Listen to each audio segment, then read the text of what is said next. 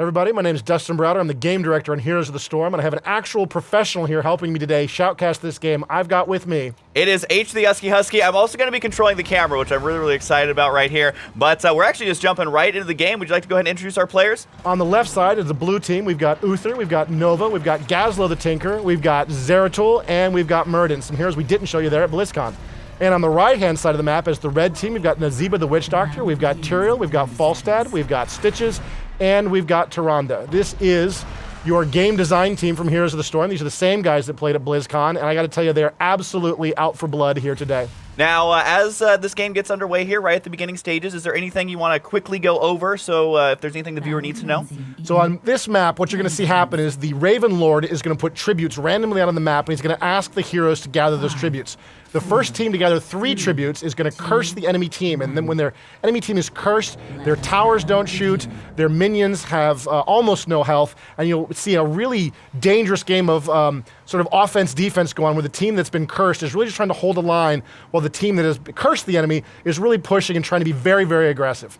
Now, it does look like we have Stitches going to be hanging down here in the bushes, trying to get the hook there on Zeratul. Not going to be happening, as it is 3-on-2. I think he was trying to do a surprise attack there. That wasn't going to quite happen. And really quickly, before these players super engage, there are neutral creeps on the map. Are they able to get those early, or is that something that's safe for later? That's much later in the game. You'll see occasionally there'll be a hero like Goblin Tinker can sneak around and grab some early game creeps, but it's very difficult to do for most heroes. Ooh, Nazeeba in a little bit of trouble there. I think he's going to take a hit. Oh, he just barely escapes. Murden and Nova really trying to press their advantage there, but he is going to make it to the fountain, and he's going to heal up. In the bottom lane, you can see Tyrael coming down, trying to see if he can get a pick off here on Tinker, at least push the lane back, and it looks like he's not going to be able to do a whole lot down there. While in the middle lane, it looks like everybody's playing a little bit careful here in this early part of the game. Now, I'm noticing on the towers, they have something that looks like ammunition. Is that something that is true for these towers? Yeah, absolutely critical. The towers will bleed ammunition when they fire, and you'll see players trying to push the minions back, trying to push the lanes towards their enemies so they can bleed all that ammunition out of the way. If you can bleed the ammunition, the tower stops shooting, and so that can be a very effective way to sort of reduce the enemy's defenses and firepower in that area of the map. So you'll see players constantly trying to push. There's never a reason not to push against the enemy. And continuing that 3-on-2 right now, I got to say that blue team doing a good job at forcing the extra kind of engagement there, so they're going to have the advantage up in the north lane as opposed to into that middle lane. Witch Doctor's going to have to be careful, as Nova obviously out for blood, as we saw a little bit earlier. Going to be hanging out in the bushes once again, trying to get the kill there. Are they going to be able to land it? No, at least not currently. Oh, wow, and Murden's going to pay for that aggression with his life as Tyrael comes in out of nowhere to take him down. I would like to point out to everybody, this is still a very early alpha version of the game. You may see some bugs, you may see some errors. There's stuff in here that's not fully tested or vetted by our quality assurance staff, so who knows what could happen in this build at this point. I'll just be praying the whole time that it doesn't crash. But this is an early version of the game. We really wanted to show it to you guys so you guys see what's going on in this game and be able to see what we're doing here inside Blizzard. Now, if someone is very low on HP, how are they going to go about getting fully healed? There is a fountain right there, yeah, that you can go to, and it's got a long cooldown on it. It's got over a minute cooldown, but you can go to that and get a bunch of your health and mana back, which sort of keep you in the fight. So you see players trying to force other players back, so they will burn that fountain, so then they can press it more aggressively later on. All right, it does look like kind of a neutral battle here down in the bottom, and in the center is now back to 2-on-2, as the health there looking pretty good here for both teams, not able to completely push the camp. Now, is there any, gotta be careful of the tower, gonna be blasting away. Is there any strategy right now that they should be focusing on, or is just kind of playing defensive? Well, everybody has, in this version of the build, and the version we showed at BlizzCon, we've been experimenting with shared team levels. So players can easily leave their lane to come support each other, and you can see Uther just is doing that now, trying to move out of lane to get into a position where he can help Tinker down there at the bottom. So allows players to do a lot of cross-lane movement, and this can be very powerful, especially with support heroes. They can move to help their allies out, or sometimes DPS heroes as well can run down to engage. Now, there has a tribute about to spawn here. This is one of these tributes we talked about earlier. Oh, Uther getting hooked by Stitches, absolutely critical. They do not want to lose their Healy early on in the fight, but Uther is so incredibly tough. I think he is going to get out of that position. Some great turrets laid down there by Tinker, distracting red team, and everybody's trying to enclose to engage. You can see on the minimap everybody closing in to try to gather around this tribute to collect it. 3 of these tributes will equal a curse. It can be a decisive advantage for the team that grabs these attributes. Good zoning out there by red team. Wow, Murden just running right through the battle line right there. You can see Tyrael's got a shield on Tyrande right there. Oh, Stitches in a little bit of trouble in the front line. Murden taking a beating. I like red's position almost across the board here. It looks like blue is being forced back slowly but inexorably, and I think we're going to see red grab that tribute. Now, is there any reason to have more than one player channel on the tribute, or should there just be one? There probably should just be one. I've seen sometimes with some of these characters like Tyrande that have a map-wide shot, it's sometimes worth it to have two, because if anything hits you, it does interrupt the channel. So having a second person channel the tribute means if somebody pulls off some shenanigans with a very long-range shot, you've still got someone channeling on that tribute. But generally speaking, you have one player focus on the tribute, while the other 4 players gather around and try to zone out the enemy to protect the guy who's trying to channel. So right now, looks like it is going to be 2-on-2 once again. Can Blue get the kill there? Looks like they will be able to. That's going to put them in the lead as far as kills are concerned. It does look like the levels are about the same, though, as Stitches does kind of pull Nova over, but that's not going to do a whole lot, as he is kind of completely by himself. Uther down on the bottom. It is 2-on-1, but you're saying he is quite robust there. He's going to be just fine. Yeah, he'll survive the battle. I don't know if he can really protect his towers as well without any ranged abilities, and as a healer, I don't really like him alone in the lane down there by himself trying to do that. It's not a great position by Blue, but not too. And here comes Zeratul going for the quick kill on the bottom. I don't think he's going to manage to pull it off. He drives Nazeeba back, and Nazeeba is sort of dancing away. Good use of the wall of zombies by Nazeeba there as he gets out of danger. Looks like they're going to go ahead and ping over here as the tribute is going to be spawning there. And remember that red team currently has the first tribute, so getting the second one will put them much, much closer to getting that debuff going. And right now, it looks like Blue, with Nova currently there all by herself. And Nova is permanently cloaked. Does just attacking remove her from that cloak? Yeah, any skill shot, any area effect on Nova will get her out. And of course, when she attacks as well, I don't know if she really wanted to engage right there on top of, you know, a tough character like Tyrael, but she did go for it. And it looks like Blue is desperately trying to hold the line here while their heroes stream into position. Red with a slight advantage for the moment, but it doesn't look like it's going to hold. It looks like Tyrael's in a little bit of trouble there. Wow, Nova taking a beating. And she doesn't make it away. Tyrael in a lot of danger as well, but it looks like he is well protected as Meridian is forced back. More Blue heroes coming in. I don't know if they're going to make it in time. We got 2 heroes channeling. Here comes Meridian. Is he going to go for it? He does get off a single shot, which interrupts it. And he looks like, they can't quite pull it off. Red's got the position, but they're down a lot of health. I don't know if they got the goods. Right now, they are up in the kills, and they'd love to get that second tribute. Of course, Blue trying to do a 4-on-3 right now, but it might be a 4-on-2 if they stay a little bit too long. And they decide, I think now's the time to retreat. Zeratul, though, trying to delay that as much as possible to wait for the reinforcements. But it looks like Blue unable to get any of those kills. They lose another one. Now 5 kills to 2 overall, and that looks to be like their second tribute. Yeah, Red is really dominating the game at this point. Wow, good sort of abusive move by Nova there, trying to prevent that tribute for capture from actually occurring. But they're going to get it at this point. Red is winning all of the fights. You can see it in the kills. It's 5-2. They've gotten both tributes. They're winning all of the team fights. Red is absolutely dominating this game at this point. I think Blue is in a lot of trouble moving forward. They're going to have to figure out what they can do to sort of stay in this game. You can see what's happened as well. The level has 10-9, and that's a critical break point in this game. That means the heroic abilities are unlocked for Red and not for Blue. So Blue's in a little bit of trouble right here, but it looks like they're going to go for one of these early mercenary camps to see if they can sort of get back in this game. Yeah, is going for the mercenary camps if you're a little bit behind, is that a good way? Is that a valid strategy to try and get back into a game? It is absolutely. Of course, you get caught while doing it. If you're in the middle of a big battle with one of these groups of mercenaries and suddenly a couple heroes come in, you're in a lot of trouble. Whoa. Well, what is this? Blue going for a second mercenary camp. This is extremely risky. You can see the level difference there, 9-17, means they're going to get a little beat up, and it's going to take them quite a while to gather this Grave Golem. At the same time, they're not getting a lot of experience points because they're not really in the lanes. So they're going to potentially fall behind even further in experience points. So this is a really desperate move. We've never really seen this kind of move, honestly. I mean, obviously, we're in an alpha version of the game, and we don't really know how the game is ultimately going to be played at this point. But I don't think I've seen anybody try this kind of desperate move before, where they go for mercenaries this hard in response to their inability to win head-to-head battles. All right, well, they were able to kill him off and send him on his way down the south side. We'll see if they all decide to group up there and push at the same time while the tribute's getting captured in the north, or if they try and run up there to grab that tribute. But so far, it looks like they're just trying to force an engagement down here on the south. They've all but given up that tribute up here. Is this something you've seen before, Dustin? No, this is bizarre. I've never seen anybody try this before. You know, these guys really want to win this game. They know we're shoutcasting this game. You know they're really going to pull out every possibility to pull this off. Yeah, I've never seen this kind of move before, where they're going for just completely abandoning the tribute because they know they can't win the team fight and just pushing really hard in the bottom. So there goes the curse, right? So you can see the damage it's going to do on the blue team. If you go up to that middle lane right now, you'll see what's going on.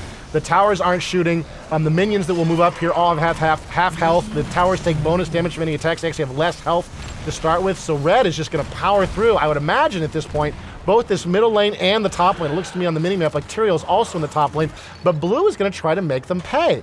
Blue knew they were going to lose that tribute, and now they're down here in the bottom lane with this fairly tough Grave Golem, and they're pushing really, really hard, completely abandoning their defenses. There goes one of the forts for Blue team. and blue is going to push hard on red. Now it looks like red has gathered a few guys down here in the bottom lane to try to slow this down. Great heroic ability by the Witch Doctor there. He's got that spirit moving around, does a ton of damage, and he's protected by that wall, so they really can't get at him while he's channeling. You can see that thing just roaming around, trashing everything in its path, and that will push blue team back. I don't know if that worked out for them or not. They got some damage done, but at the end of the day, they did lose 2 forts up front. They only got 1 fort destroyed in that bottom lane. Yeah, you can see there at the top that the kill's still going to be favoring red team, and they're also now 2 levels behind. You're mentioning the lack of experience that's really starting to kind of show off right now, and I think that's why red wanted to push and then fall back to try and get a team engagement there. It does look like trying to take even more of these mercenaries over here. That's not going to happen. Are you able to do that? Can you steal your opponent's mercenaries? You can, but in this position, it was highly risky. All the enemy players were in the area. They were all lurking around. I don't really know if I like that move. It looks like, oh yeah, Gazzo's going to pay for that mistake absolutely with his life. And the important thing for these teams at this point, right, for blue, you would think, and I don't know, they've already done so many unexpected things in this game. Oh, Uther in a lot of trouble out there. The important thing for them to do is to spread out and get to a point where they can start gathering some experience points and get back into the game. Like I said, they've already done a number of weird things I didn't expect them to do, so we'll see what they actually try to do to stay in this game. Yeah, falling further and further behind as far as the kills are concerned, and they're kind of split up right now, so it looks like they're trying to maybe split the defenses here of red, but currently they have 3 on the bottom, 2 in the center here, and it looks like Stitch is maybe looking to kind of roam back and forth. We are kind of having, after all that nonstop action, a quick little break here, as I think the team's trying to figure out what their next move is. Yeah, blue is spreading a little bit, trying to pick up some EXP so they can get back in the leveling game. They're 2 levels behind again, right? So that's causing them some pain. They've got presence in 2 of the 3 lanes. Red's only got presence in 2 as well, so they're not getting much for that at this point. Not a much of an advantage. Oh, it looks like blue has, red is going to be pushing hard on the bottom there in the 3rd lane with 2 heroes down there. It looks like red really wants to pick up some kills here. They're sort of lurking around, trying to pick off any blue heroes they possibly can. Tyrael drops Nova, another kill for red. Yeah, it looks like there may be another engagement down here in the bottom, as there hasn't been that much action here aside from the base race. It does look like Witch Doctor in a little bit of trouble right now. He is kind of overextended. Stitch is trying to save him. Not sure what's going to happen. Oh. No, it's not. Gonna go down there as they are looking to even up the kill count overall here. But we do have someone from blue up north just kind of by himself. So that's a great thing for Murden to be doing. He's got enough AoEs. He can sort of, Uther in a lot of trouble here. I don't know, he's surrounded by enemies on all sides. He does use his ultimate ability to protect himself from all damage there. And Uther, once again, proves how unstoppable and unkillable he really is as a plate-wielding paladin. He does manage to get away from that battle. I like this move by blue. They're splitting up pretty effectively here. They've got presence at this point in all 3 lanes. So they've been catching up on experience. If they can just keep this up without losing too many heroes, they should be in pretty good shape. Now, it looks like they are continuing to go for those mercenaries, saying, you know what, we aren't really winning those big team battles, but that is one thing that they haven't been able to stop us from doing. Look like a tribute is going to be on the way. Nova is in position to go ahead and grab that. Of course, it does take a long time to get, so red could easily swing up there if they decided to, but right now, they seem to almost be giving up the tribute in lieu of going for the base race down in the south side. Looks like blue may be able to get this one, as it currently is 3-on-1. Yeah, this looks a little rough. There's Gazzo in a little bit of trouble there. He's going to dance away. Good kill by blue. They needed to get these kills if they want to secure any kind of tributes. And yeah, it looks like red is just really going to honey badger that bottom lane. They were really excited about, oh wow, great use of a skill shot there, long range ability to try to prevent that capture from occurring. And red does seem like they have some interest in trying to grab this. Oh wow, Nova manages to drop Falstad, but she got hooked at the same time, and the tribute is picked up by the blue team, the first tribute they've captured so far.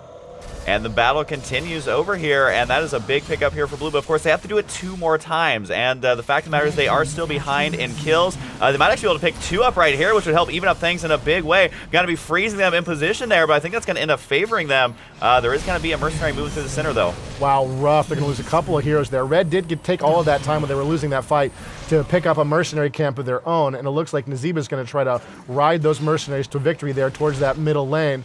It looks like blue down here at the bottom. Are they going to go for another golem? Is that where they're headed with this?